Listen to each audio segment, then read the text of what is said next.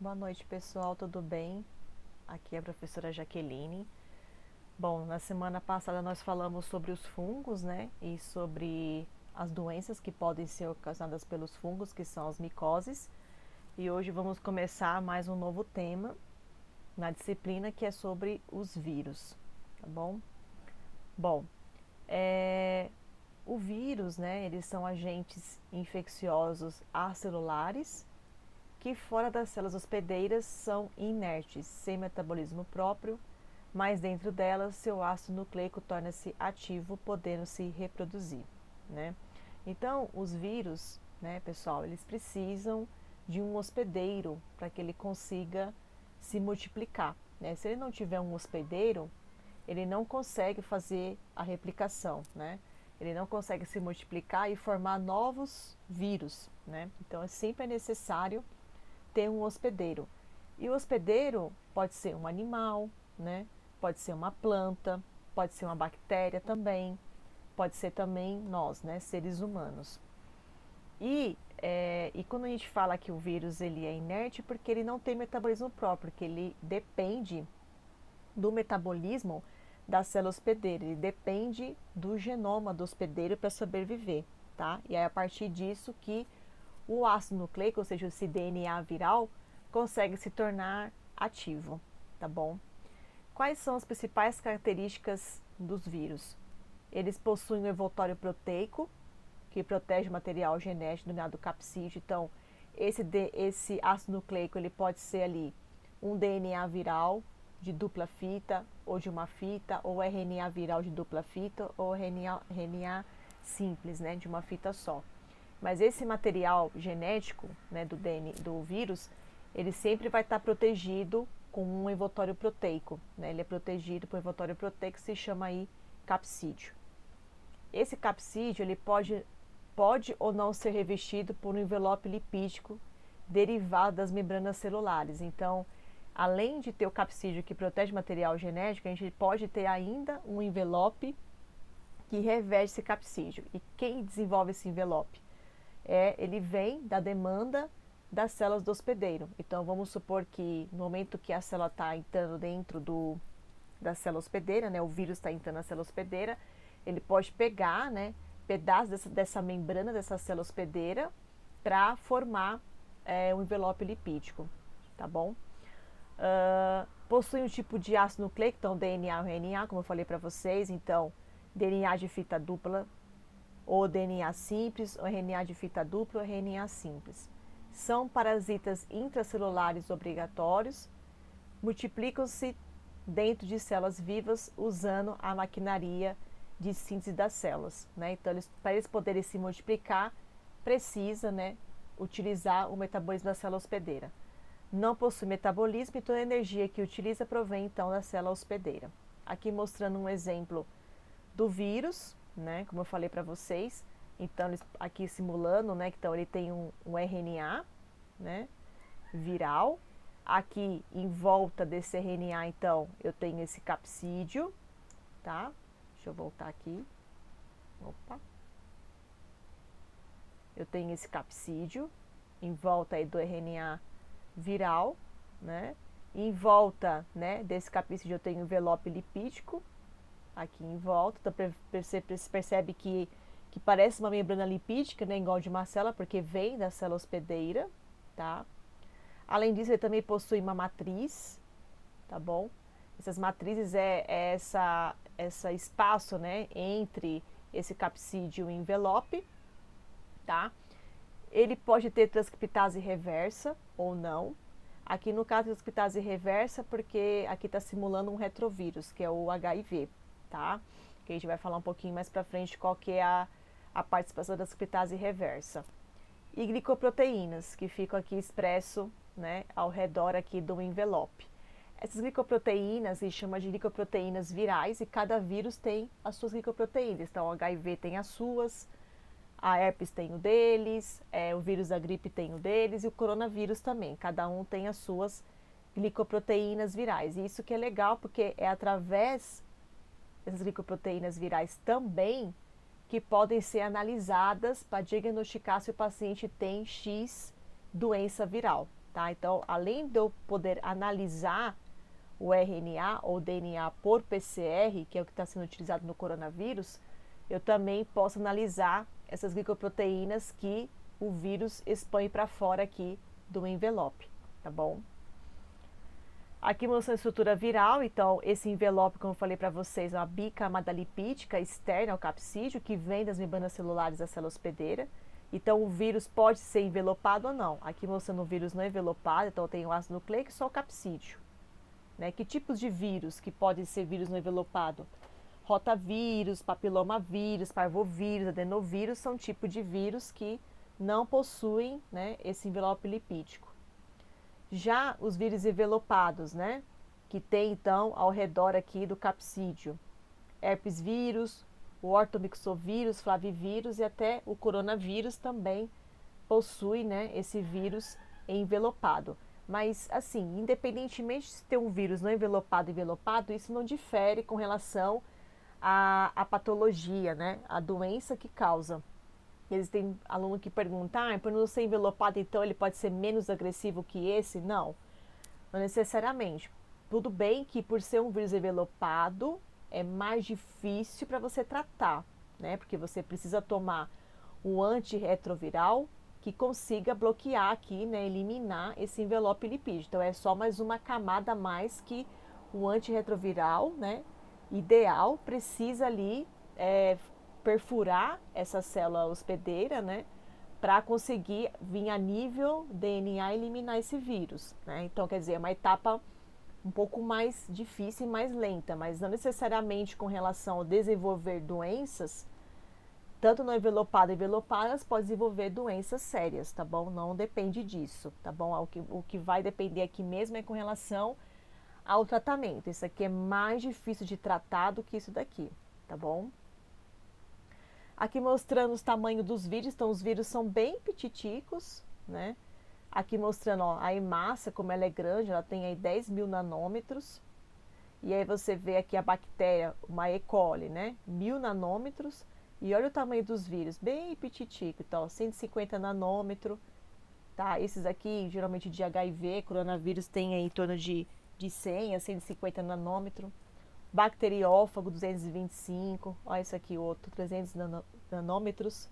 Esse 90, olha esse bem petitico, 24 nanômetros, né? Então eles são bem petitico, mas pode fazer um estrago enorme, tá? Os vírus são organismos vivos, então isso eu deixei aqui, acho que já até tinha discutido isso com vocês já nas aulas que a gente teve, né?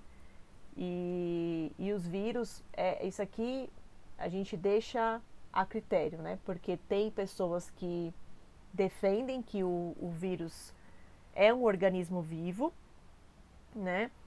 E tem outros que não defendem, por ser uma partícula inerte, depende de uma célula hospedeira, ele não é um organismo vivo, né? Então, para mim, na minha opinião, ele pode ser considerado sim como organismo vivo, porque independentemente de ser uma partícula inerte, a partir do momento que tem um contato com a célula hospedeira, a partícula inerte significa que ela está morta, né? Ela está dormindo, né? Ela fica lá como se fosse quiescência, só esperando uma célula hospedeira para infectar. E já tem trabalhos que demonstram que tem partículas virais de HIV que ficam inertes por 10 anos, entendeu? E ficam vivas lá sem estar infectando nenhuma célula hospedeira, né? Mas tem grupos que falam que não é considerado como organismo vivo. Então aqui eu deixei para vocês só para refletir, mas cada um ali tem a sua opinião e não é totalmente claro em relação a isso, porque uns defendem que sim, outros defendem que não, tá bom? Aqui mostrando as estruturas dos vírus, que a gente chama de virion. Quando a gente fala que é virion, significa que é uma partícula viral completa, onde nós temos o ácido nucleico mais o capsídeo proteico. A gente chama de virion. Ele serve como veículo na transmissão de um hospedeiro para o outro, que geralmente é o virion, né? Que é o DNA, o RNA em volta aí do capsídeo proteico, né? Já é o suficiente para infectar a célula hospedeira, tá bom? Então aqui mostrando tipos, né? Por exemplo, o vírus do mosaico do tabaco, mostrando o capsídeo e o RNA viral. Então você vê que tem vários tipos de estruturas de vírus, né? Eles podem ser assim mais em forma de de cilindro. Esse aqui é o adenovírus, tá vendo o DNA e o capsídeo, mais em forma de pentágono, né? Tudo mais. Vírus da gripe, tem o envelope membranoso, o RNA, o capsídeo, tá? Bacteriófago, né? Que são os vírus que só infectam somente as bactérias, que a gente vai falar um pouquinho mais pra frente. Então, olha que legal. Então, além de ter essa parte aqui meio cilíndrica, né? Ele tem uma cauda, fibras da cauda, tem o DNA aqui, o capsídeo, isso aqui tudo se considera a cabeça aqui do bacteriófago. Então, existem diferentes formas geométricas. Então, tem helicoidal, poliédrico, isoédrico, cilíndricos, vários tipos, tá bom? E podemos classificar os vírus, então, em envelopado e não envelopado, que nós já falamos. No grupo dos vírus envelopados, o capsídeo, ele é coberto pelo envelope, como nós falamos, né? Que é formado quando o vírus é exocitado pela célula hospedeira. Então, dessa maneira, o envelope é formado por uma porção da membrana citoplasmática da célula hospedeira. Já os grupos não envelopados, o capsídeo não se encontra envolvido pelo envelope. Dessa maneira, dizemos que o vírus é nu, né? Ele tem ali a proteção, né, do material genético, mas ele não tem mais essa camada a mais, tá bom? Aqui mostrando que o vírus da gripe é um exemplo de vírus envelopado, igual o do coronavírus também, tá bom? E aqui mostrando vírus que não são envelopados, que nem o adenovírus ou do mosaico do tabaco, tá bom? Aqui, quem são os hospedeiros dos vírus? Então, o vírus pode infectar célula animal, célula vegetal, bactéria, fungo, protozoário, tá bom? Todos eles têm, né, maquinarias de metabolismo, né? Então, é o suficiente para ele conseguir ali se replicar, tá? Como que ocorre a reprodução viral? Os vírus só se reproduzem no interior de uma célula hospedeira. O ácido nucleico dos vírus possui somente uma pequena parte dos genes necessários para a síntese de novos vírus. As demais enzimas necessárias para a síntese proteica, síntese de ribossomo, RNA transportador, RNA mensageiro ATP, são fornecidas pela célula hospedeira, tá vendo? Então, tudo isso aqui é célula hospedeira. Ele só tem material mesmo genético, né? Portanto, os vírus necessitam de via metabólica da célula para replicar. E aqui que eu coloquei para vocês, a gente vai estudar a reprodução viral do bacteriófago, tá? Que é um parasita intercelular de bactéria. É um vírus que só infecta bactéria, a gente chama de bacteriófago, tá bom? Os bacteriófagos possuem dois tipos de reprodução, ciclo lítico e ciclo lisogênico. O lítico termina com a lise e a morte da célula hospedeira. O ciclo lisogênico, a célula hospedeira permanece viva, tá? Como que funciona esse ciclo lítico? Então, aqui mostrando a bactéria, né? Então, mostrando a bactériazinha que vocês já estudaram isso, né? Mostrando a parede bacteriana e o cromossomo bacteriano que está aqui, que é o DNA da bactéria que está lá, disperso ali no citoplasma. Então, esse virion, ou seja, esse bacteriófago, ele se adere à célula hospedeira, que a gente está mostrando aqui, tá vendo? Então, ele se aderiu, ele ficou em cima da parede aí da bactéria, né? Então, aqui mostrando a membrana da bactéria, a parede da bactéria, ela se fixa, tá vendo? Aquela placa basal e a cauda, ela fixa, gruda, perfura, né? Por causa dessas estruturas que ela tem aqui. E esse material genético que está aqui dentro vai entrar dentro da célula, né? Que a gente chama na fase de penetração. Então, primeiro ele faz a adesão, né? E depois a segunda fase que é a penetração, porque esse virion perfura a célula hospedeira e injeta o DNA dentro da cabecinha dele aqui para dentro da bactéria.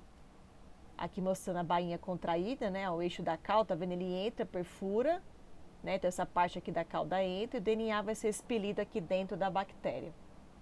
Aí depois entra na fase 3, que é a biossíntese.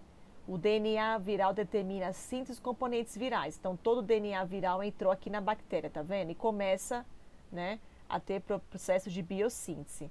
Para depois, começa a entrar no outro processo que a gente chama de maturação. Porque o que acontece aqui? Na hora que entrou só uma partícula de DNA.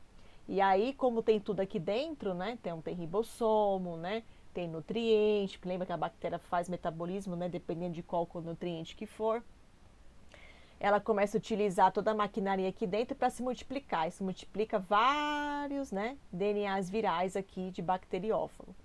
Aí que ele começa a fazer, entra na etapa de maturação. novos virions, ou seja, novos bacteriófagos, são montados na célula hospedeira, tá vendo? Então, tá tudo separadinho aqui, ele começa a fazer biossíntese, formando essas novas estruturas aqui, e começa a ter o processo de maturação. Começa o processo de maturação e vai montando novos bacteriófagos dentro da bactéria, para depois chegar na fase de liberação. A célula hospedeira rompe-se e novos virions são liberados. Depois que tiver tudo prontinho, maturado, aí ele perfura a membrana da bactéria e os virions, novos virions que já foram formados e maturados, saem para fora e aí começa tudo de novo o ciclo lítico, né? Então esses bacteriófagos vão saindo, vão infectando novas bactérias, tá? E no momento que ele perfura a bactéria, essa bactéria morre, tá bom? Porque ela perfura mesmo e elimina as bactérias, tá bom? E o ciclo lisogênico? O ciclo lisogênico é um pouquinho diferente. O processo, ele é semelhante ao ciclo lítico, porém, o DNA desse bacteriófago se insere ao DNA bacteriano. Por isso, o vírus é agora chamado de prófago, tá? 3. Toda vez que a bactéria replicar seu cromossomo, o DNA do prófago também é replicado, permanecendo latente nas células filhas. O que acontece aqui, então, no ciclo lisogênico? Quando o bacteriófago adere aqui à membrana e perfura, o material genético entra dentro da bactéria. Então, tá vendo aqui, tá simulando o cromossomo bacteriano. Aí, na hora que ele inseriu o DNA do bacteriófago aqui dentro, o que vai acontecer? O pedaço do DNA do bacteriófago vai fazer fusão com o DNA bacteriano. Quem está mostrando aqui, tá vendo a fusão? Então, ficou o DNA bacteriano com o DNA do bacteriófago, né? O que vai acontecer agora? Essa bactériazinha aqui vai se dividir por cisparidade. Lembra na aula de cisparidade? A reprodução? Divisão binária. Essa bactéria vai se dividir em duas bactérias. E como é que vai se dividir? Duas bactérias iguaizinhas à bactéria mãe, né?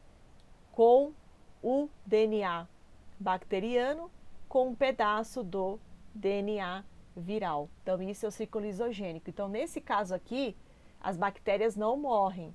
Diferente do outro, do ciclo lítico, né? No momento que ele replica aqui, ele matura e sai para fora. No lisogênico, não. No lisogênico, a bactéria não morre, né? O que acontece é uma fusão entre os DNAs, tá?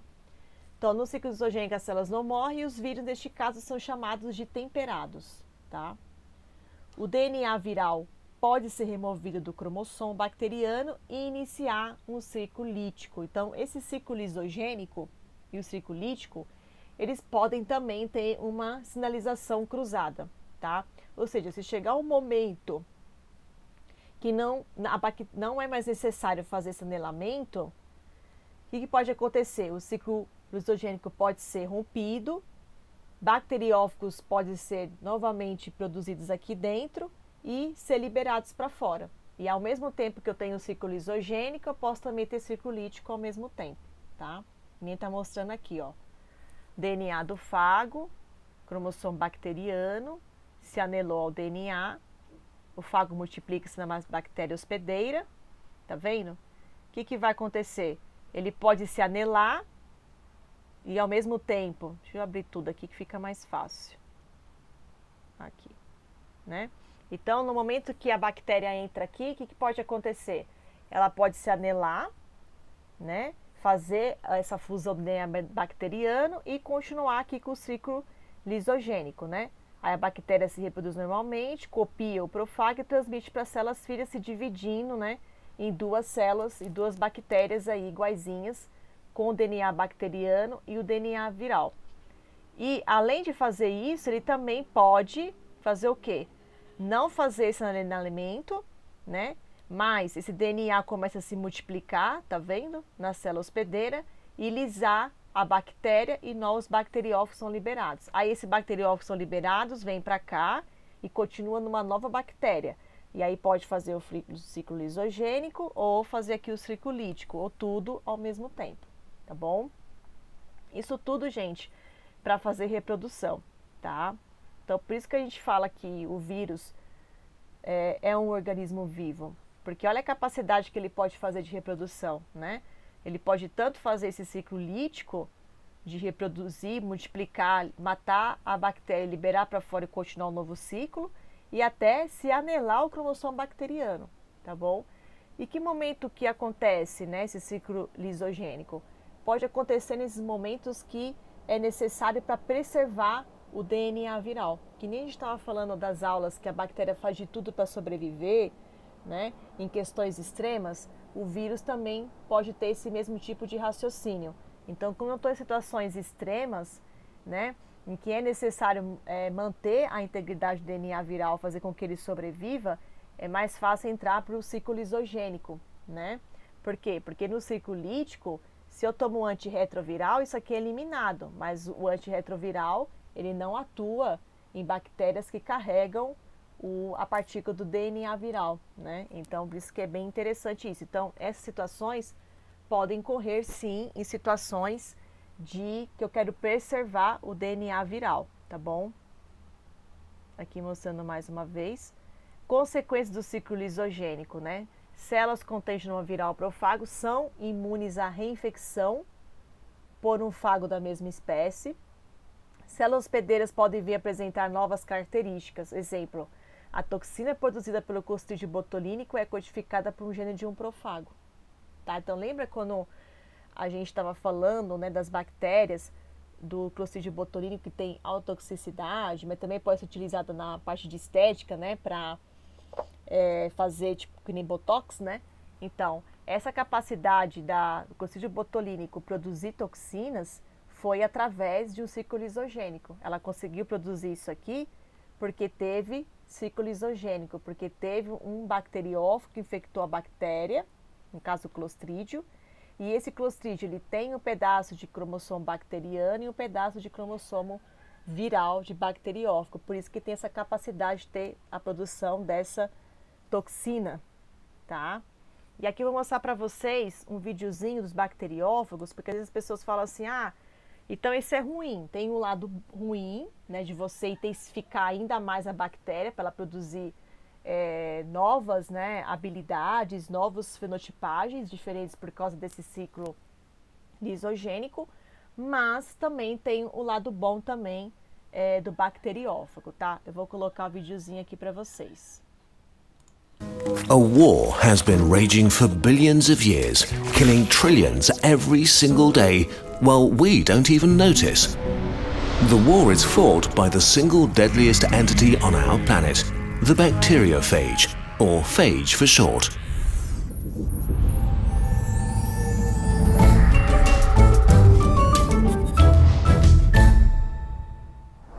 A phage is a virus, not quite alive, not quite dead.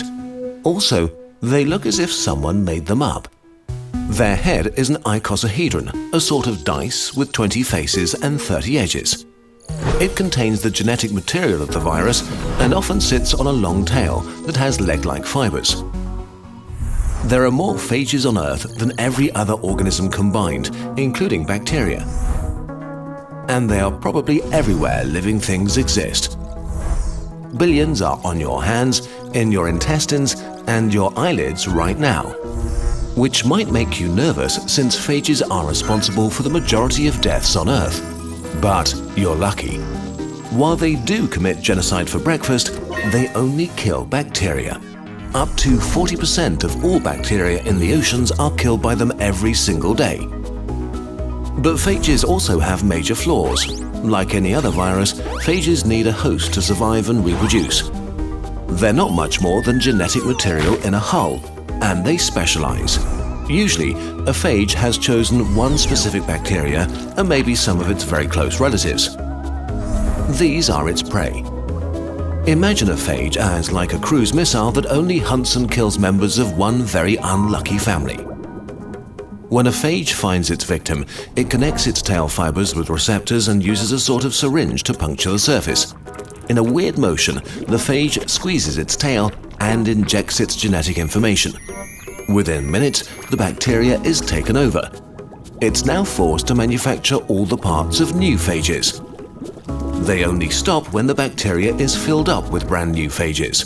In the final step, they produce endolysin, a powerful enzyme that punches a hole in the bacteria. The pressure is so high that the bacteria sort of vomits out all of its insides and dies. New phages are released and begin the cycle anew. In the last few years, bacteriophages have enjoyed the attention of the second deadliest beings on Earth, humans. Recently, we've started looking into injecting millions of them into our bodies because we're sort of getting desperate. We screwed up. In the past, a single cut or a sip from the wrong puddle could kill you. Bacteria were our phages, tiny monsters that hunted us mercilessly.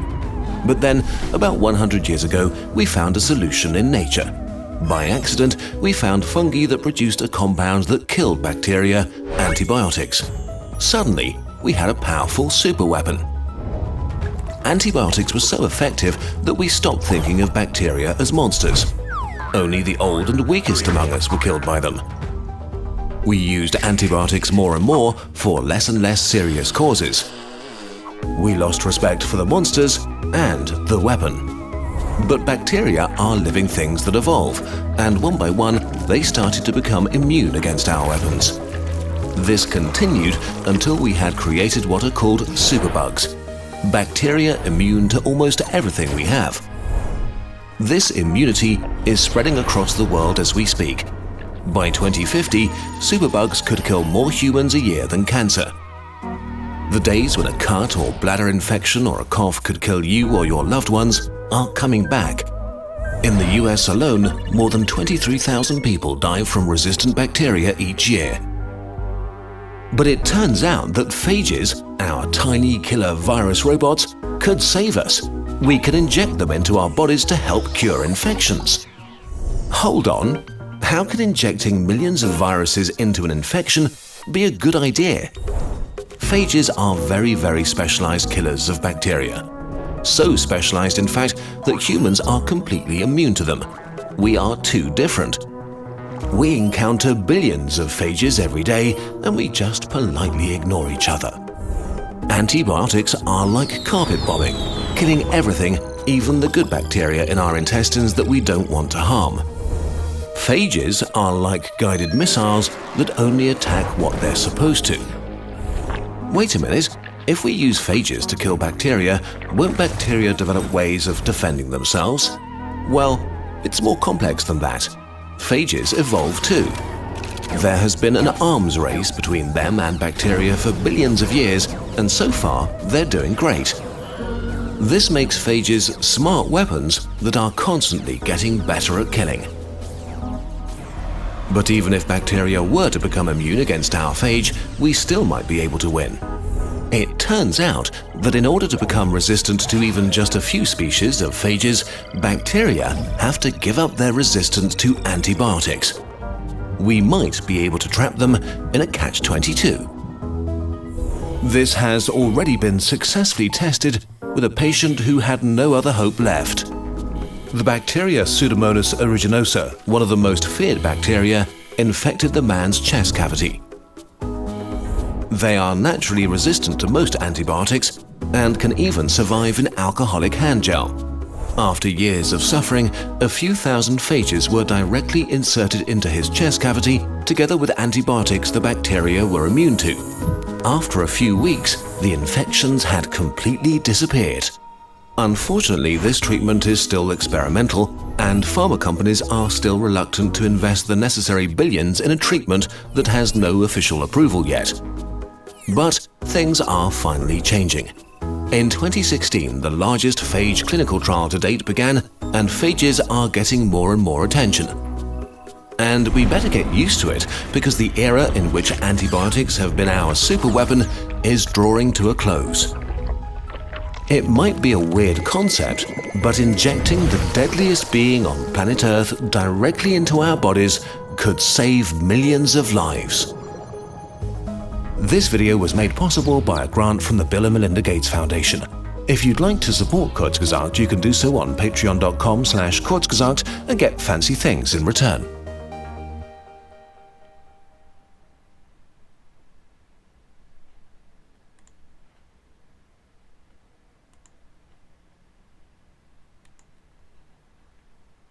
Então, vocês viram, pessoal, como é legal esse vídeo, né?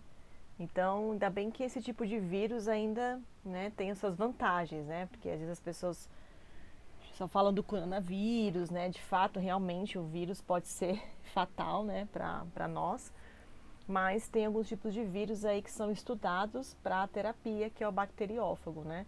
Então, de fato, ele é interessante porque ele não elimina as bactérias de flora normal, né? Então, aquelas bactérias que ficam na nossa mucosa intestinal, gástrica, na boca, na pele, ele não elimina essas bactérias. De fato, ele elimina as bactérias mesmo patogênicas, né?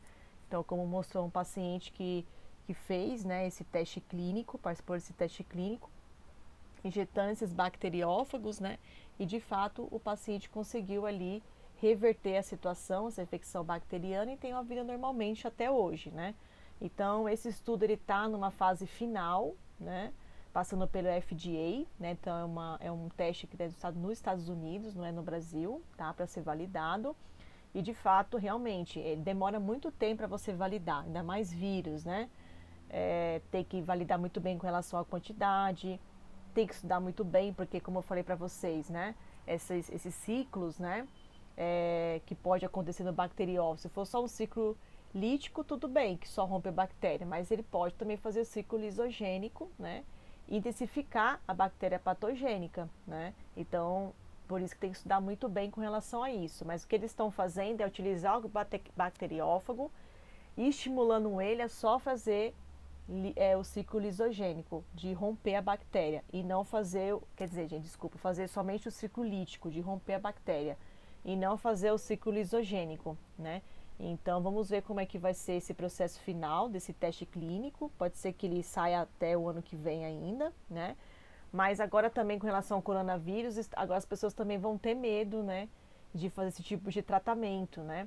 Por isso que é bom ter esse estudo científico, as pessoas que nem vocês, né, ter essa oportunidade de conhecer sobre isso e ver que tem muitas vantagens, principalmente para bactérias superpotentes, né, bactérias que realmente o antibiótico não consegue fazer efeito, você demora muito, né, para fazer efeito, o paciente pode levar à morte, e aí você pode utilizar aí um teste alternativo para a sobrevivência do paciente, tá bom? Bom, aqui está o link, tá? Quem quiser ver novamente o vídeo, tá? Eu vou deixar o link aqui disponível para vocês, tá bom? Bom, e aí continuando, trouxe aqui para vocês alguns tipos de vírus, né? Com relação a que vírus que é e que tipo de doença que ele pode causar, tá bom? Aqui trouxe para vocês o retrovírus. O retrovírus é um tipo de vírus que é conhecido do HIV, né? Ele é um vírus envelopado, tá? Então ele tem duas moléculas de RNA, dupla fita de RNA, tá? Ele tem a presença da transcriptase reversa, essa enzima, tem o capsídeo, que protege esse RNA, e tem o envelope lipoproteico aqui, tá bom? O HIV é um retrovírus, pois possui a capacidade de produzir DNA a partir de RNA, que eu já vou falar um pouquinho mais pra frente, tá bom? Para ser considerado retrovírus, não passa a possuir RNA. É necessário a presença dessa enzima transcriptase reversa. Se não tiver essa enzima aqui, ele não consegue produzir DNA a partir de RNA, tá bom? E como que funciona o ciclo do retrovírus do HIV? Né? Então aqui simulando uma célula hospedeira, e no caso do nosso sistema imune, as células mais infectadas pelo retrovírus do HIV são os linfócitos do tipo CD4. Tá? Acho que eu já tinha até comentado um pouquinho para vocês sobre isso. Nós temos várias células do sistema imune, a gente vai ter essa aula mais para frente, tá bom? Não se preocupem. Mas nós no sistema imune a gente tem a presença de uma célula muito importante para combater vírus. Uma delas são os linfócitos, que a gente chama linfócitos CD4, tá? Por que CD4? Porque ele tem um marcador de superfície chamado CD4, que ajuda a reconhecer o antígeno, reconhecer no caso aqui o retrovírus HIV. Também temos linfócitos CD8, que é um outro tipo também de linfócito. Também CD8 porque é um marcador de superfície, que também reconhece o antígeno e tem uma capacidade muito importante de citotoxicidade. Essas células têm capacidade de perfurar essas células infectadas com vírus e eliminar o vírus junto com a célula, tá bom? Então aqui está simulando como se fosse um linfócito CD4 que foi infectado por vírus, tá bom? E aí mostrando como que funciona o processo aqui de adesão e formação do retrovírus HIV, né? Então, aqui mostrando a primeira etapa, nós temos aqui na primeira etapa a entrada, né, desse retrovírus. Então, a gente tem a célula, né? Ela possui em sítios, né, com receptores específicos. Esses receptores que estão na membrana da célula consegue fazer reconhecimento com HIV. Então, isso é muitas perguntas, o pessoal pergunta, nossa, mas por que será que as suas células do sistema imune não conseguem combater o HIV? Porque é tão difícil, por que precisa de vacina, por que precisa fazer os tratamentos? Porque a célula hospedeira reconhece o retrovírus HIV como se fosse uma amiga, como se fosse uma partícula normal, tipo assim, não reconhece como um antígeno, né? E aí, o que vai acontecer? Como ela não tem esse problema, tipo, é um vírus e tudo mais, faz reconhecimento antigênico. Então, aí esse vírus consegue aderir à membrana do linfócito, igualzinho do bacteriófago que a gente falou na outros slides, ele adere, né, a essa membrana do linfócito CD4, se adere aqui, perfura, né, e esse RNA viral do HIV entra dentro do linfócito CD4, né? Então, aqui mostrando, né, que ele teve a adesão, né? Teve participação de proteínas do envoltório viral, né? Então, essas proteínas, essas glicoproteínas que eu falei para vocês, são as que se ligam, né, no receptor dessas células, elas se ligam, e aí, no momento que ela se adere, ela entra esse RNA viral dentro do linfócito CD4, tá? Então, nesse processo aqui de entrada, né? Então, primeiro ele faz a fusão, aí chamado processo de entrada. Depois começa o processo de decapsidação do vírus. Então, a cápsula proteica é rompida, mas o material genético, as enzimas, permanecem no interior do vírus. Então, está mostrando aqui o retrovírus completo aqui, né? Que eu mostrei aqui para vocês. Então, aqui está ele e ele aqui. O que vai entrar aqui? Somente o RNA. Esse envoltório proteico que está aqui, o capsídeo, não vai entrar dentro da célula, só entra o RNA, que ele está mostrando aqui, tá vendo? Isso aqui ficou para trás e isso aqui entrou. Entrou o RNA viral dentro da célula. Aí agora começa o processo de transcrição reversa. Etapa 3, que é essa parte aqui. Que vai ocorrer a polimerização da fita simples do RNA em fita dupla de RNA. Tá vendo? Então, por isso que eu preciso ter a enzima transcriptase reversa, porque ela vai reverter, ela vai transformar esse RNA viral em dupla fita de DNA viral. Então, agora eu tenho uma dupla fita de DNA viral de HIV, e isso ocorreu devido à presença da enzima transcriptase reversa, tá? Aí aqui mostrando o processo de integração, porque o DNA do vírus penetra no núcleo do hospedeiro, então tá vendo? Então depois que produziu aqui o DNA, né? Esse RNA que sobrou no processo de transcrição, ele vai ser degradado e fica somente o DNA viral do HIV, tá vendo? Então quando ele faz transcriptase reversa, esse RNA que sobrou viral, ele é degradado, fica só o DNA viral do HIV. E aí esse DNA viral entra dentro do núcleo do linfócito CD4 aqui, ó. Tá vendo? Entrou dentro do núcleo, que a gente chama de etapa de integração. Quando entrou nessa etapa de integração, vai começar a fase 5, que é a fase de transcrição. Vai ocorrer a transcrição do DNA virótico e vai originar RNAs mensageiros virais. E aí, a partir disso, eu vou ter pronto novamente um RNA viral de HIV, entendeu? Então, entrou RNA, converteu em DNA, esse DNA entrou no núcleo e aí ele começa a fazer a transcrição, originando novamente RNAs mensageiros virais, até formar aqui o RNA viral do HIV. Esse RNA viral do HIV, ele sai para fora do núcleo, vai para o citoplasma, e aqui nesse processo começa o processo de encapsidação. Encapsidação do RNA virótico em núcleo capsídeos do citoplasma da célula hospedeira. Então, o que ele vai começar a fazer aqui? É pegar, fazer o processo agora de maturação, tá bom? que é você pegar essas membranas lipídicas, pedaços de membrana aqui lipídica da célula, né, para fazer novos RNAs envelopados, tá vendo? Então ele começa a pegar aqui, ó, o pedaço, vai fazendo como se fosse uma invaginação, tá vendo, ó? Esse RNA viral entra aqui, começa a utilizar um pedaço da membrana, vai amadurecendo aqui, que a gente chama de processo de gemulação, né, do vírus, envolto através da membrana plasmática, até ele ficar prontinho, bonitinho e ser liberado pela célula. Aí eu tenho de novo vírus livre, igualzinho aquele que entrou anteriormente, tá vendo? Já maduro, prontinho, pronto para infectar novos linfócitos CD4, tá vendo? Então isso é contínuo e vai continuando, tá? Por isso que é necessário tomar antirretroviral, porque o antirretroviral bloqueia, né, essa entrada de RNAs virais, né, dentro da célula. Pode bloquear também a enzima transcriptase reversa em converter RNA a DNA. Tem antirretroviral também que atua a nível DNA, impedindo a transcrição, tá, desse RNA. E também tem antirretroviral que impede também capsidação. Ele não consegue fazer um processo de maturação, tá bom?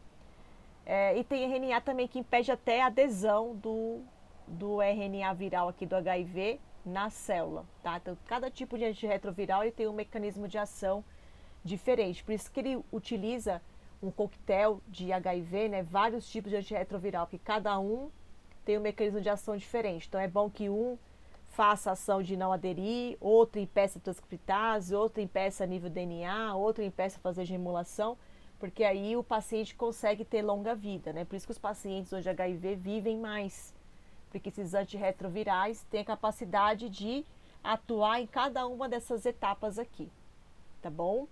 Ah, professora, tem um que possa fazer tudo ao mesmo tempo? Não, já tentaram fazer isso, mas a toxicidade é muito grande e o paciente pode morrer por toxicidade do medicamento. Então, por isso tem que tomar vários tipos de coquetéis, né? Determinados tipos de tempo, de horário, tudo certinho, para não ter problema de toxicidade, tá bom? Bom, isso era do HIV, tá bom? Aqui coloquei para vocês também outros tipos de vírus, tá? Que é o herpes bucal. O herpes bucal a gente chama de agente etiológico, que é o herpes simples do tipo 1. Quais são as formas de transmissão? Via aérea, oral e respiratória, contato pessoa e pessoa, contato com objetos contaminados com o vírus, tá? Sintomas: formação de bolhas e feridas no tecido epitelial dos lábios. 90% da população mundial teve aí herpes bucal. A maioria das pessoas possui o vírus, mas são assintomáticos. Os sintomas aparecem quando a pessoa apresenta elevados níveis de estresse, disfunção hormonal excessiva e exposição a raios solares. Tratamento: utilizar pomadas que inibem o desenvolvimento viral. E a profilaxia: evitar o contato com pessoas com esses sintomas, evitar o compartilhamento de copos e talheres. Então, tem muitas pessoas que têm herpes bucal, né? E não apresenta nenhum tipo de sintoma, só aparece quando ele fica estressado ou quando a mulher tem aí baixas quantidades de hormônio, tá bom? Aqui mostrando um herpes bucal. Então, ele é um herpes simples do tipo 1, ele também é um vírus capsulado, tá? E que pode cometer, geralmente ocorre aqui, né, na boca, né, ao redor aqui da boca, tá bom? Tem um herpes simplex, que é o tipo 2, que aqui lá é o tipo 1, que é o bucal. O 2 é do contato sexual, que é o genital, que forma ferimentos no pênis e na vagina. Pode também formar líquido viscoso, que contém um vírus, por isso que você pode ter herpes genital através de relação sexual não utilizando preservativo, né? No estágio mais avançado, o uso de camisinha é pouco eficiente, porque às vezes pode ser que até ao redor, né, do pênis da vagina, que não tem o preservativo, pode ter contato ali com o vírus, e aí também pode passar no ato sexual. Os principais sintomas são dor, coceira, dor e dificuldade de urinar. Tratamento: também pomadas para inibir o desenvolvimento viral, e a profilaxia e a abstinência sexual até os sintomas estiverem presentes, utilização de preservativo, tá? Aqui mostrando que pode aparecer essas feridas, né, então na vagina. Ele também é um vírus capsulado, tá? Mas No caso aqui, desenvolve o genital e no pênis, tá bom? Outro tipo de vírus também, da hepatite A, né? Então, hepatite A, B, C, D e E são tipos de vírus também, né? No caso do A, ocorre por gestão de água, alimentos contaminados. Então, o paciente tem inflamação do fígado, tem febre, pele, olhos amarelados, icterícia, náusea e vômitos. Também tem que tomar medicamento antirretroviral para inibir, né, a produção aí do vírus da hepatite A. O hepatite A, o sistema imune consegue eliminar o vírus. Tem até indivíduos que nem tomam medicamento e o próprio sistema imune consegue eliminar o vírus sem necessidade de medicamento, tá? E a profilaxia é saneamento básico. Aqui mostrando a hepatite A, o paciente pode ficar ictérico, né? O olho aqui é ictérico. O hepatite A também é um vírus capsulado, tá vendo? A hepatite B e C já é um pouquinho mais grave, porque são hepatites que podem se transformar em hepatite crônica, né? Diferente da A, que é mais aguda, né? O próprio sistema imune pode corrigir. A B e C já é um pouquinho mais complicada, porque ela pode cronificar, tá bom? E a hepatite B e C geralmente é contato com o sangue de pessoas contaminadas, por contato sexual, compartimento de seringa, transfusão de sangue. Ele também inflama o fígado, tem dor de cabeça, pele, olhos amarelados, náuseas e vômitos, tá? E aqui no caso realmente tem que utilizar medicamento. Aqui o sistema imune não consegue fazer sozinho para eliminar o vírus, tem que utilizar medicamentos. E o ideal também é tomar a vacina, né? Para hepatite B já tem vacina, para C ainda não tem vacina, tá bom? Mas para B já tem. Utilizar preservativos de relações sexuais, controlar bancos de sangue, né? Porque tem muito caso de pacientes que contraem hepatite C de forma esporádica, porque através da transfusão sanguínea, tá bom? Aqui mostrando também, ó, tanto B e C também são vírus capsulados. Aqui mostrando a diferença de um fígado normal e um fígado com cirrose, de um paciente que tem hepatite, mas aqui já no quadro bem mais avançado. São pacientes que têm icterícia, que fica essa cor amarelada devido ao acúmulo de bilirrubina sobre a pele. A bilirrubina é a eliminação do grupo M da hemácia, tá? Porque quando a hemácia, ela carrega a molécula de oxigênio e ela faz síntese da hemoglobina, né? Então, quando a hemácia ela morre, essa hemoglobina é degradada, liberada para fora, através de um pigmento amarelo que a gente chama de bilirrubina, tá? E aí, por isso que esses pacientes, que acontece que essa bilirrubina, ela vai para o fígado, né? E ela geralmente é absorvida ou eliminada na urina, eliminada nas fezes. O que acontece aqui, como o fígado está com alteração, a bilirrubina acaba voltando para a corrente sanguínea, fica em grandes quantidades, por isso que o paciente tem icterícia, tá bom? Aqui mostrando do HIV, como a gente falou, da parte do ciclo, né? Então, aqui do HIV, no caso, contato com os seguintes riscos corporais também, transmissão por sangue, relações sexuais, leite materno também. O vírus pode atravessar a placenta e infectar o feto, então por isso que é ideal durante a gravidez, se a mulher tem HIV, tem que retirar o feto com a placenta inteira, não pode romper a bolsa, senão o bebê vai ser infectado, tá? Sintomas: febres, calafrios, dores musculares, aparecimento de ínguas no pescoço, náusea e vômito. Não tem cura, então ele tem que tomar antirretroviral para o resto da vida. Aqueles antirretrovirais que eu mostrei anteriormente, que pode ter um mecanismo de ação para cada uma das etapas, também aqui para o HIV. E esses antirretrovirais, gente, os mecanismos de ação deles é parecido para todos esses tipos de vírus aqui, que nem da hepatite. É a mesma coisa, tá? O vírus da hepatite faz o mesmo ciclo igual do HIV, tá?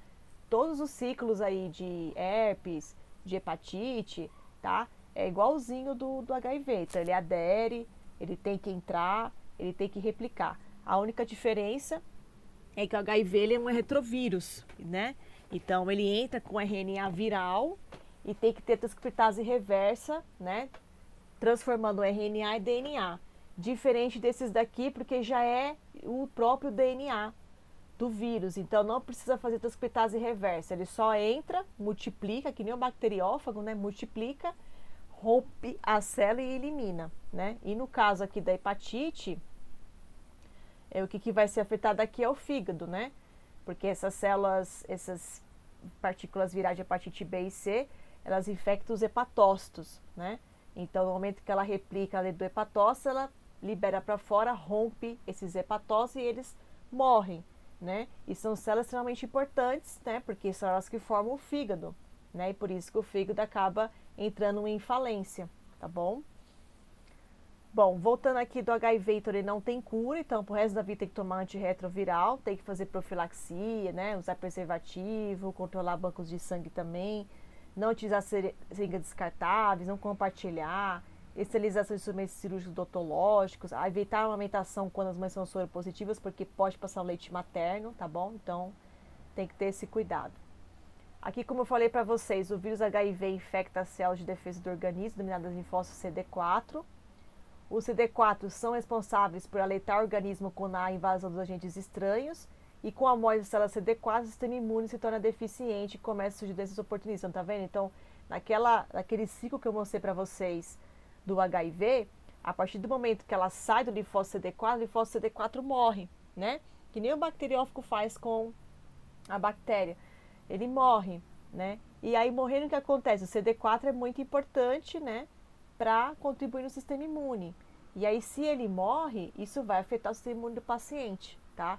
E por isso que esses pacientes que têm HIV positivo podem desenvolver tuberculose, ter candidíase, ter câncer, ter pneumonia, porque essas células CD4 estão morrendo e elas contribuem, né, no sistema imune, eliminando essas bactérias, fungos e outros tipos de vírus também, tá bom? Então, a maioria das pessoas que adquirem o vírus HIV, ela não morre de AIDS, mas sim de doenças oportunistas que aproveitam a deficiência do sistema imune para se manifestar. Então, muitos pacientes morrem com essas doenças, não é por causa do HIV, porque replicou tanto. Antigamente sim, né? Hoje, tomando os antirretrovirais, ele vive por muito tempo, mas chega uma hora que acaba perdendo a eficácia do medicamento, né? E aí ele acaba morrendo por tuberculose, por câncer, por pneumonia, e não necessariamente por causa do HIV, tá? Ao entrar no organismo, o vírus HIV pode permanecer latente, escondido no cromossomo de linfócito CD4 e dessa maneira não é detectado pelo sistema imune. Então, aquilo que eu falei para vocês, que por isso que o vírus pode ser considerado como um organismo vivo, porque ele pode permanecer de forma latente, sem estar fazendo nenhum tipo de adesão e replicação viral, tá? Pode permanecer inativo por cerca de 10 anos, tá vendo? No organismo. E o paciente nesse período não manifesta nenhum sintoma.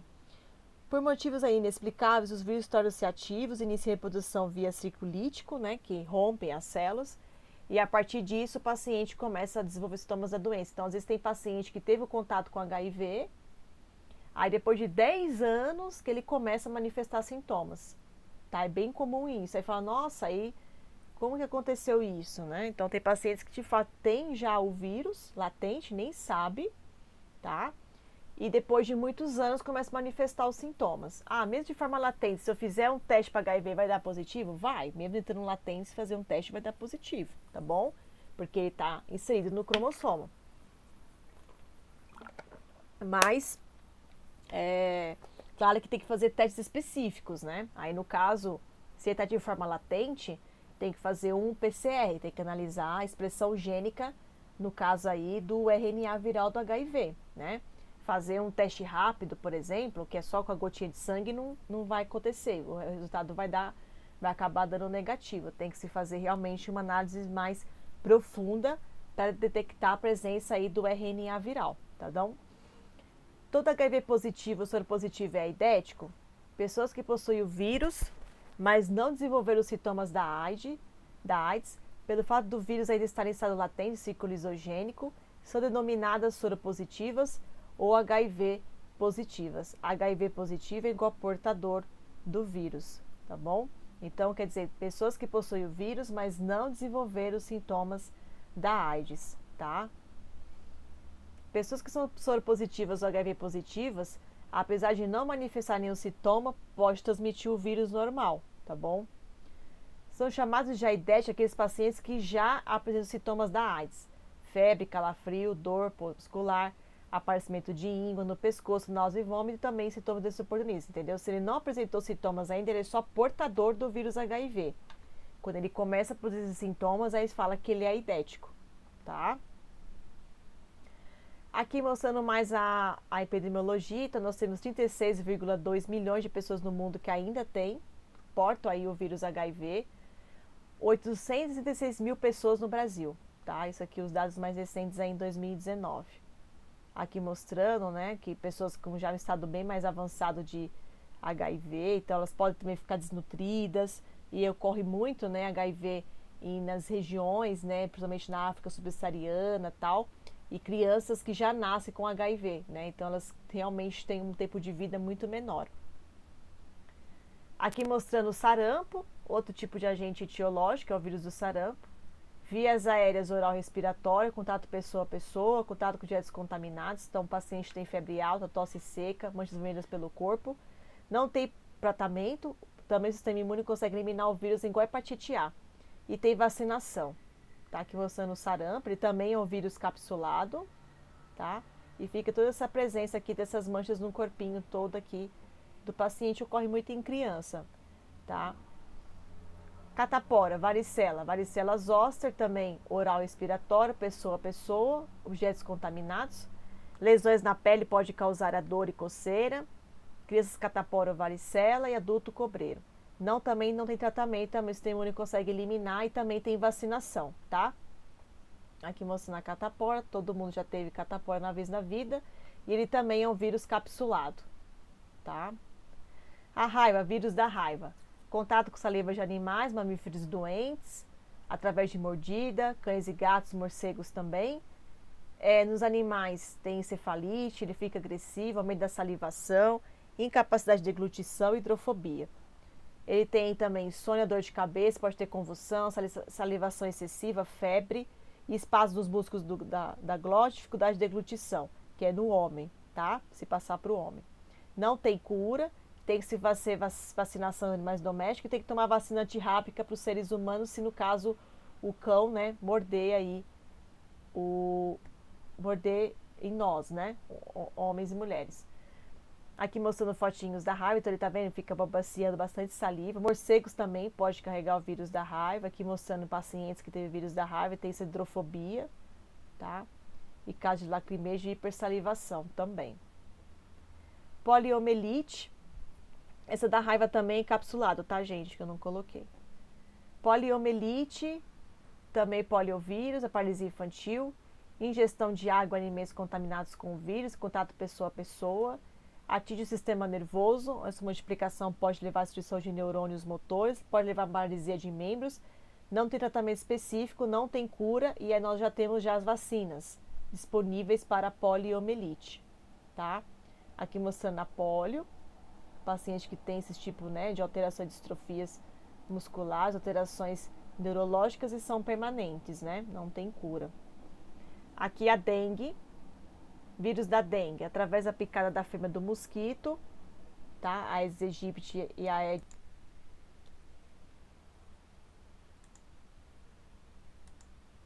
Então, pessoal, e aí da dengue, né, o vírus da dengue também, né, causado aí pela picada da fêmea do mosquito, a Aedes aegypti, né? Tem o Aedes também albopictus e pode ocasionar dores lombares, tonteiras, desmaios e febre aguda. Tem aí também a forma dela também hemorrágica, que além desses sintomas aqui, o paciente também tem problema na coagulação sanguínea, pode sangrar também, até nos órgãos internos, levando às hemorragias.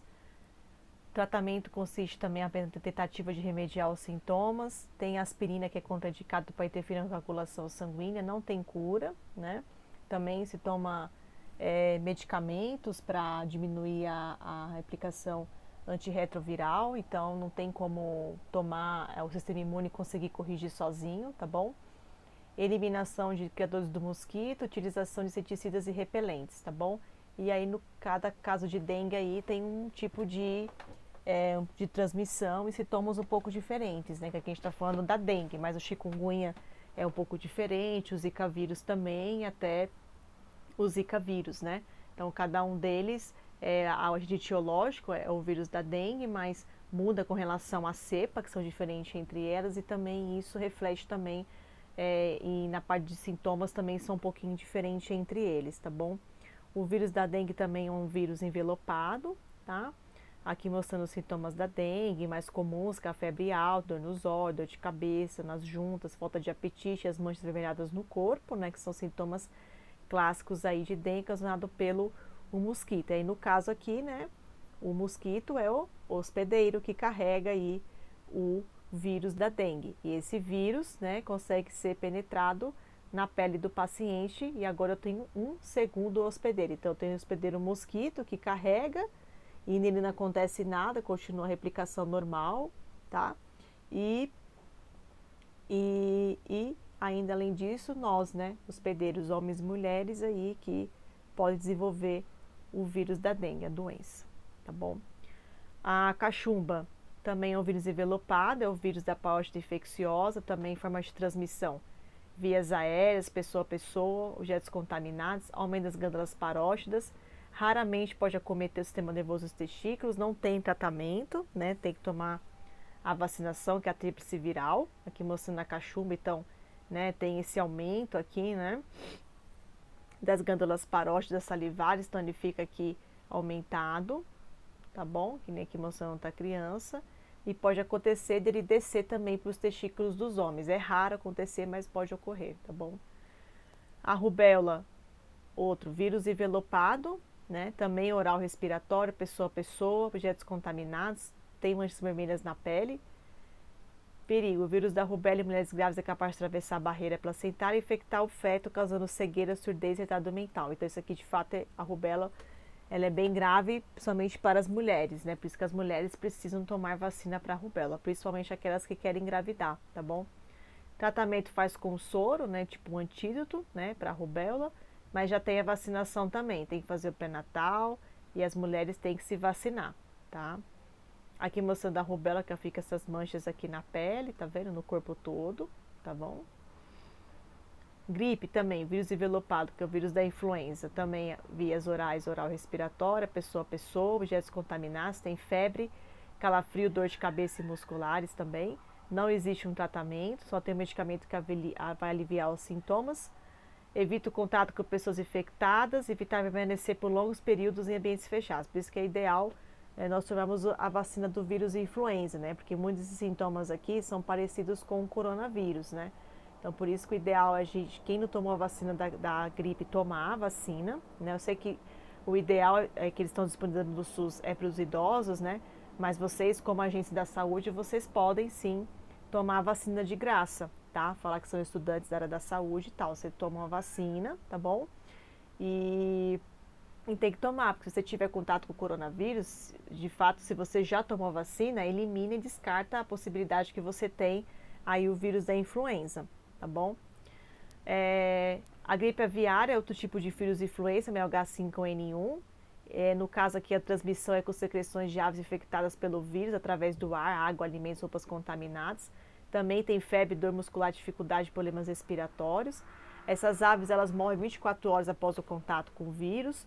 O vírus é transmitido de aves para seres humanos, tá vendo? O grande perigo consiste no vírus sofrer alguma mutação que o permita ser transmitido de humano para humano. Então, ele só passa de ave para humano, tá? De humano para humano não passa, tá bom? Não existe tratamento, então o sistema imune também tenta corrigir, tá? E tomando medicamentos aí antitérmicos para diminuir a febre, essas coisas. E a profilaxia tem que sacrificar todos os animais que possam estar infectados pelo vírus. Aqui mostrando a gripe aviária, que teve várias crises, né, nos anos anteriores, principalmente na China, né?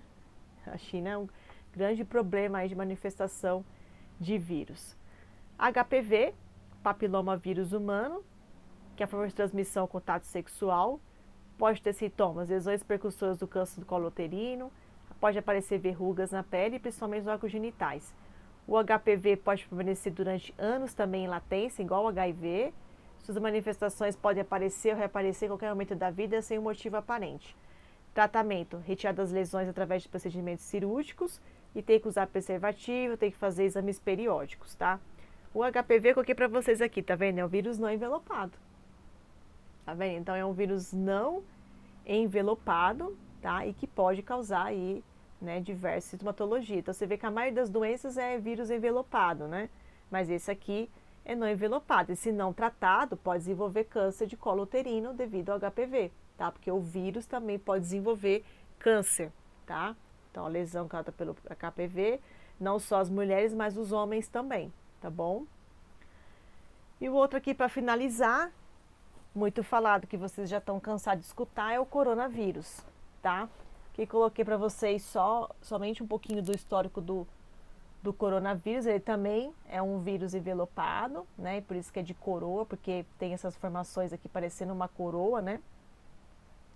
E esse coronavírus, né, essa família de vírus, foi identificado em Wuhan, na China, né? Em 2020 teve casos aí, grandes casos de coronavírus, né? Começou a aparecer ali na China e começou a manifestar em outros países também.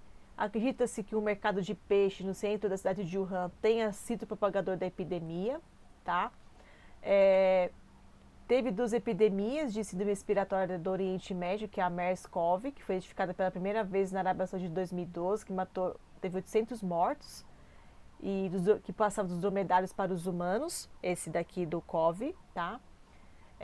MERS-CoV, tem o SARS-CoV, que é a síndrome respiratória aguda severa, que foi identificado em 2003, primeiro humanos infectados na China em 2002, teve 650 mortes na China e Hong Kong nesse ano aqui, e aqui no caso desse aqui, os morcegos seriam a fonte transmissora do vírus para os humanos. Então, você vê que aqui passava de animal para humano, né? Que nem o da gripe aviária, não passava de humano para humano, então agora ele já passa. Circula entre animais, mas pode ser transmitido para os humanos agora o coronavírus. É transmitido via aérea, contato com secreções, com objetos contaminados, tem febre, tosse, falta de ar, dificuldade para respirar, problema gástrico, diarreia. Casos graves, pneumonia, síndrome respiratória aguda, insuficiência renal, pode levar à morte, tratamento ainda não existe, né? Então, se fazendo aí testes da cloroquina, junto com a azitromicina, então, desenvolvendo a vacina, mas vai demorar 2 anos para ficar pronto, tá? E os sintomas aí podem ser tratados aí que nem medicamento para gripe, tá bom? E aqui do coronavírus, pessoal, aqui mostrei para vocês aqui como que é a morfologia dele, tá? Ele é um RNA viral, tá? Com capsídeo, tá? Envelopado, tudo bonitinho, aqui mostrando aqui uma análise, né? De microscopia de fluorescência, aqui uma microscopia de varredura, aí eles fizeram uma adaptação, né, como se fosse um Photoshop, né, uma adaptação de microscopia eletrônica em Photoshop, mostrando como que é as estruturas, tá? E aqui as estruturas aqui do coronavírus, tá? Então, esses coronavírus, então, ele já é um vírus aí um pouquinho antigo, né, já era encontrado em animais, tipo morcegos, gatos, por exemplo, e também animais de pele fria, então peixes, né, anfíbios, outros tipos de anfíbios. E aí o que aconteceu é que agora ele conseguiu passar de animal para humano e agora de humano para humano, né? Tem vários tipos de vírus do coronavírus, então tem tipo alfa, gama, delta e beta. E no caso do tipo beta, nós temos 2 tipos, tem o beta 1 e o beta 2. O beta 1 é de origem zoonótica, você só encontra em animais, e o beta 2 que é de origem humana, que é a nova cepa, que é essa aí que vocês estão vendo, que estão passando aí para nós, de pessoa para pessoa, né? Esse da humana, ele tem um perfil, né? Porque tá tendo, algumas pessoas têm mortalidade, principalmente as pessoas que são fator de risco, né?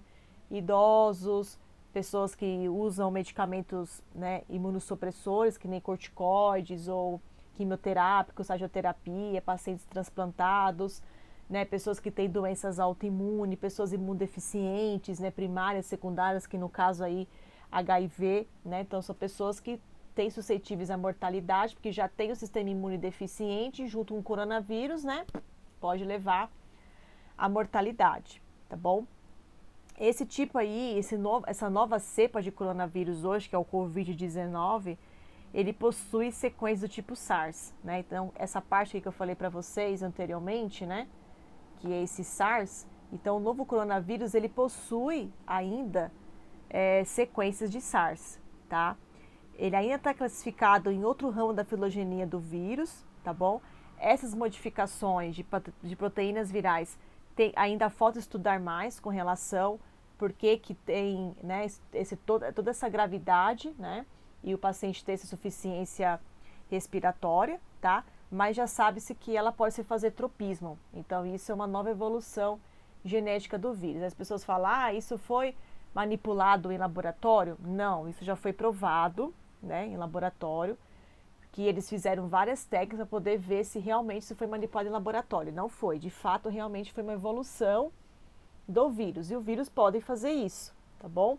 Que nem pensando nas bactérias que a gente estudou, que tem aquelas trocentas cepas de streptococo, de estafilococo, o vírus também pode ter diversas cepas e cada vez que ele evoluir, ele pode ficar estável ou ser mais agressivo, tá bom?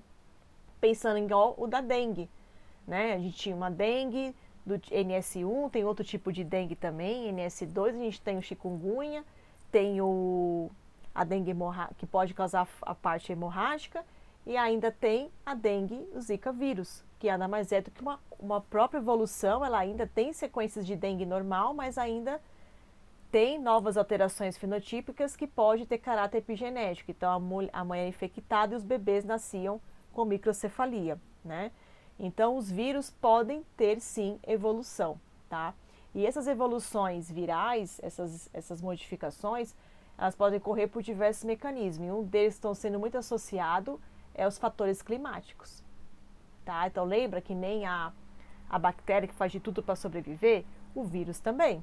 Que nem eu mostrei aqui para vocês, fazendo ciclos lisogênicos, mantendo-se em bactérias, mantendo-se também em animais. Então, às vezes, quando você tem alterações climáticas, né, de muito calor, de muito frio, essas alterações dos fatores ambientais também podem permitir que o vírus se modifique, tá, naturalmente, e aí ele acabar sendo mais resistente, tá bom? Então, esse Covid-19, ele ainda possui, tá, estruturas do SARS-CoV, por isso que tem pacientes que podem desenvolver síndrome respiratória aguda severa, que é a parte mais avançada da doença, né? Porque tem pacientes que têm sintomas leves e é isolado em casa, toma lá os remedinhos antigripais, normal, evita ibuprofeno, né? Porque intensifica mais, toma mais medicamentos feitos de paracetamol, por exemplo.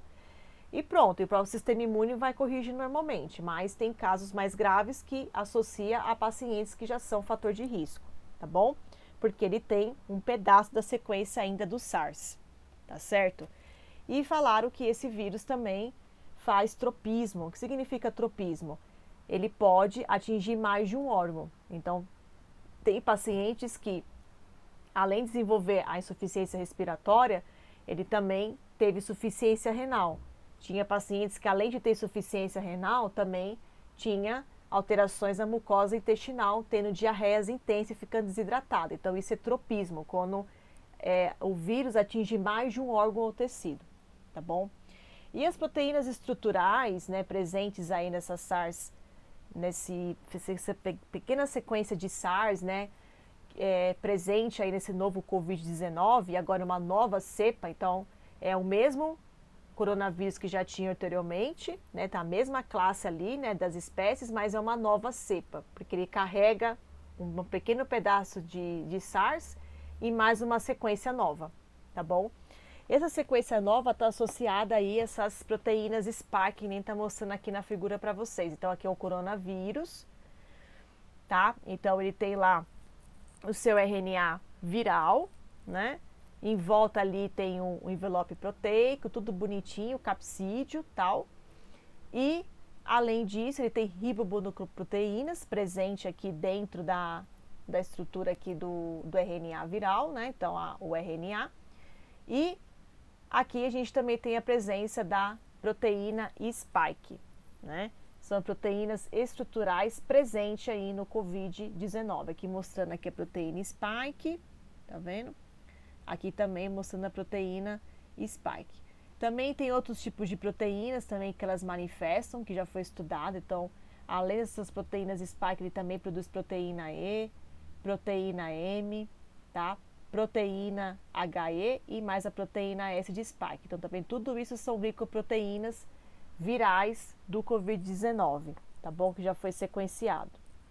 Bom, e o que acontece com esses pacientes que têm coronavírus, né? Por que esses pacientes levam a insuficiência respiratória? Então, aqui mostrando, então, o coronavírus, né?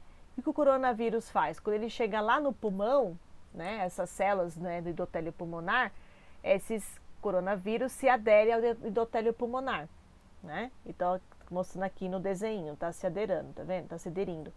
As proteínas Spike à superfície do coronavírus se liga, né, no endotélio pulmonar, se liga em receptores da enzima conversora de angiotensina 2, que se chama ACE2, na superfície da célula-alvo.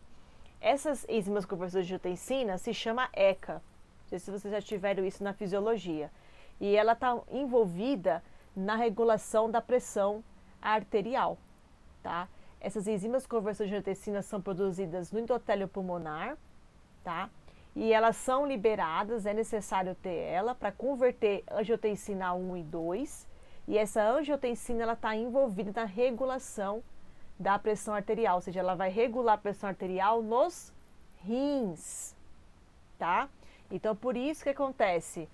Por que que o paciente tem insuficiência respiratória, né? Porque essas proteínas estruturais do tipo Spark, ela é como se fosse um trímero, né? E ela faz fusão com essas subunidades aqui, libera no citoplasma do hospedeiro e se liga nesse receptor do conversor de angiotensina ACE2. Quando ela se liga nessa enzima de conversor de angiotensina, que é a ECA, né, representada aqui como ACE2, quando ela se liga nisso, o que vai fazer? Essa ECA aqui ela vai ser danificada, tá? E como ela é danificada, né, não consegue fazer função nenhuma, tipo de ser produzida no endotélio pulmonar e de ser liberada para o rim, o paciente tem insuficiência respiratória, porque ela perde a função dela, ela fica bloqueada. Então, por isso que o paciente tem insuficiência respiratória. E, além disso, ela também é importante para migrar para o rim, para regular a pressão arterial, né? E aí, devido a isso, o paciente também pode desenvolver insuficiência renal ao mesmo tempo, tá bom? Então, por isso que o paciente tem muita tosse, né? Porque se ele bloqueia essa ECA, o paciente tem muita tosse e aí o endotélio pulmonar fica com edema. Ele fica inchado, fica muito inflamado, aí ele começa a ter dificuldade na respiração, tá bom? E além disso, né, mostrando aqui, né, ele faz a associação, quem está mostrando aqui, né, ele se liga ao receptor da ECA, aí no B aqui, a serina protease transmembrana do tipo 2, que chama TMPRSS2, cliva e se liga ao receptor ACE, né? E nesse processo a proteína Spike é ativada, tá vendo? Quem está mostrando aqui no C. Essa ACE2 clivada e a proteína do pico ativa e facilita a entrada viral. E a expressão do TMPS2 aumenta a captação celular do coronavírus, tá vendo? Então, essa fusão aqui, além de bloquear, né, o paciente ter problema de respiração, né, pulmonar e alterar a insuficiência renal, isso aqui também, ativando essa proteína Spike, é extremamente grave.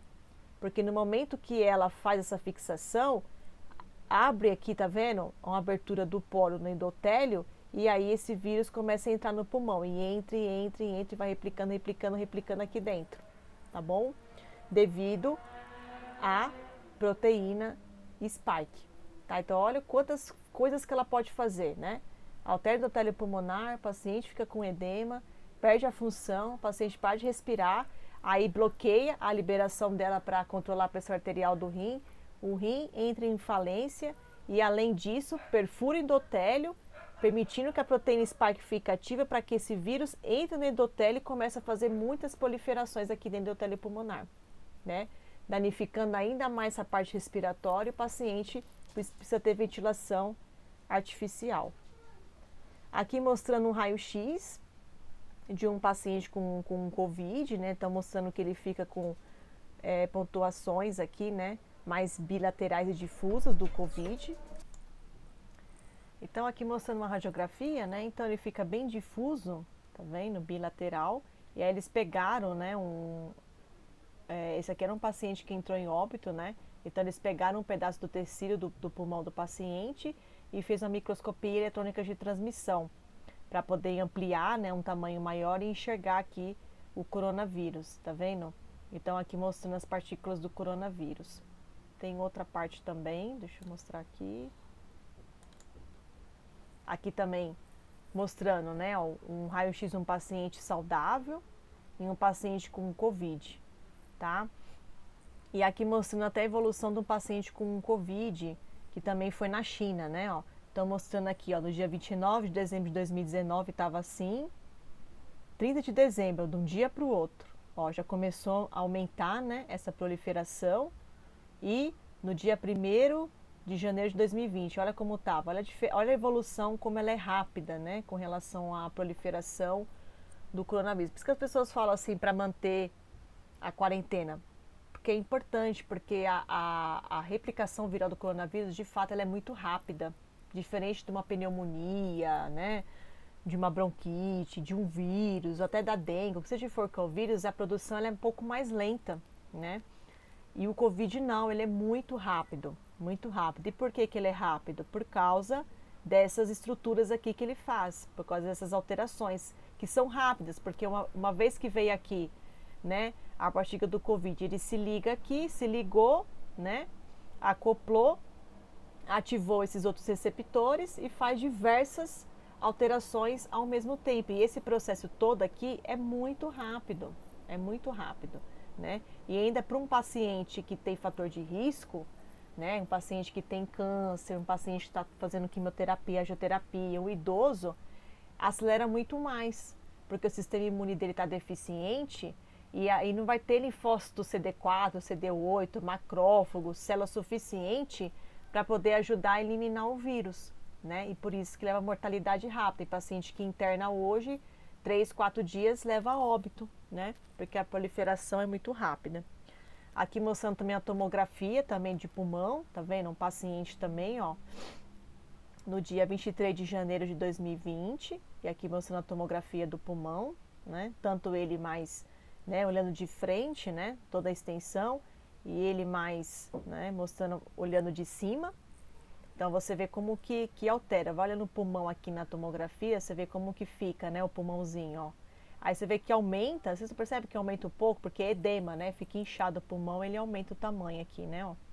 Assim, assim, vai aumentando. Olha aqui quantos pontos que tem, olha aqui esse ao redor, né, como prolifera, né. E aqui já está começando a recuperar esse paciente, esse paciente que recuperou. Então, comparando aqui, ó, 23 de janeiro estava assim, 26 de janeiro, ó, começa os picos aqui. 28 de janeiro, pico, pico, pico, vai aumentando. 3, né, de fevereiro, já quase nem enxerga, né? Olha como muda, né, as alterações aqui. E aí depois, 9 de fevereiro, é que ele começou a ter recuperação, né? Esse é um paciente saudável, né, que não tinha aqui fator de risco, né? Fizeram a tomografia e tal, mas é um paciente saudável, né? Mesmo assim você vê que recuperou, né? Até que rápido aí, porque tem sistema imune aí adequado que consegue ali ajudar o paciente a recuperar junto com a medicação. Diferente do que tem fator de risco, não é assim que funciona. Beleza, pessoal? Bom, a aula de hoje é isso. Vou deixar disponível para vocês um artigo do coronavírus, que eu quero que vocês façam uma atividade para entregar, tá bom? Eu sei que vocês têm, terça-feira que vem é feriado, então eu vou deixar para vocês entregarem no dia 22, na próxima quarta-feira, tá bom? É importante que vocês façam atividade, cada atividade vai valer ponto, tá? Provavelmente a coordenadora, né, vai comentar com vocês que nós vamos fazer uma avaliação, né? Então, nosso seminário, ele foi suspenso. Vamos ver como é que vai ser. Se a gente voltar em maio, a gente faz o seminário. Mas nesse primeiro bimestre vai ser prova, tá bom? E a prova, gente, vai cair tudo que foi passado em aula, tá bom? Então, desde o primeiro dia de aula, tudo que foi passado para vocês em lousa, os slides, tá? As atividades que vocês fizeram, e essas aulas aqui ao vivo que foi passada para vocês, tudo isso vocês precisam estudar, tá bom? Então, é importante que vocês estudem, tá? Todas as aulas que foram passadas para vocês, para poder fazer a prova, tá bom? Mas a prova também não se preocupe, porque vai ser bem tranquila, vocês vão ter aí disponibilidade para fazer no dia 27 de abril até 1 de maio, né? Então vocês vão conseguir ver as aulas, vão conseguir fazer a prova normalmente, tranquila, como se fosse uma prova com consulta, vamos dizer assim, então não vai ser nada surreal, tá bom? Mas vocês precisam de fato assistir todas as aulas, porque muitas coisas que eu falo, né, não está descrito aqui, tá bom? Então por isso que é importante assistir os vídeos aulas, ok? Obrigada, pessoal, e boa semana para vocês.